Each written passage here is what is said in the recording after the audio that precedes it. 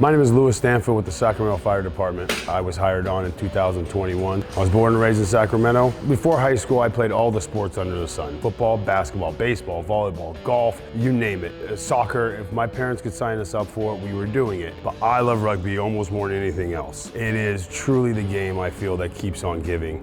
God bless you all. God bless you. I was inducted into the U.S. Rugby Foundation Hall of Fame. Now I was being honored as one that's worthy of recognition of the highest level, the highest honor. That meant a lot to me. I'm a very proud American. I love where I come from.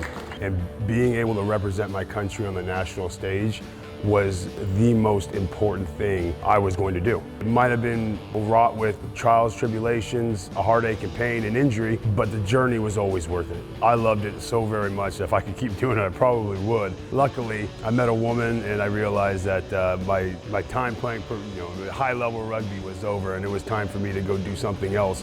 Leaving rugby and finding the fire service. It took a little bit of time, definitely a lot of growing pains. As I was working through my hiring process, I received a little bit of bad news where I was diagnosed with Hodgkin's lymphoma. 2 weeks after that, I got my call back from Sac City after saying, hey, we didn't have room for you, to saying, hey, someone dropped out, would you like to get hired? I asked the person on the phone if I could take 5 minutes to think about that based upon my circumstances. She said yes, but don't take too long because I got a call of the people.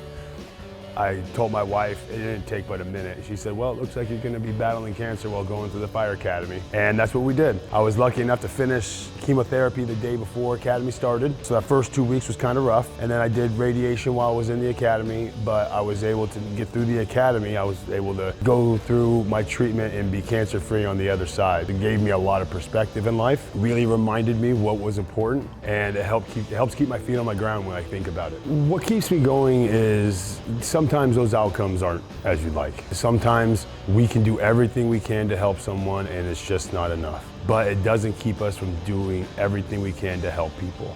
And little things like getting the hero's welcome when you come home off a 72, or when my wife, after being on a 72, says, can I bring them by the firehouse? And they come by and they giggle and scream and they want to climb on the engine of the truck. It makes a huge difference. And when I come home, I know I'm doing something that is important. And I live in the neighborhood which I service, in the Land Park area. I've had to run on a few of my neighbors, and I know some people think that I would not want to do that. I would not want to be around the people I see, who I help, because if I see them again, that might affect me. I appreciate the fact that when my neighbors need help, they can always call me, whether I'm at work or whether I'm not at work, and I'm willing to help them. People always ask, well, when are you going to leave Sacramento to go somewhere? Never. I love this city. I was born and raised in this city, and Sacramento, I'm here for it. And this department is the greatest on the West Coast. So I'm here forever. I'm here until they're going to get rid of me. If you're serious about becoming a firefighter, you need to make sure you are fit enough to do the job. This is a physically demanding job. You need to be able to work well with everyone. Being a part of a team and being a good teammate is exactly what it's like. And being in the firehouse, you live with people for 24, 48 hours, 72 hours at a time. You better be willing to get along with everyone. You have to be known for your work ethic. If you have a work ethic that might be substandard, it's going to be hard to become a firefighter. But you can make a million mistakes different ways and everyone is going to be wanting to help you. But if you make the same mistake over and over again, people are going to wonder whether or not you're listening. So go out there, try your best, put your best foot forward every day, be known for your work ethic, and make sure you're paying attention to what you're doing. My name is Stanfill and I'm a firefighter EMT with the Sacramento Fire Department, and I am Sacramento Fire.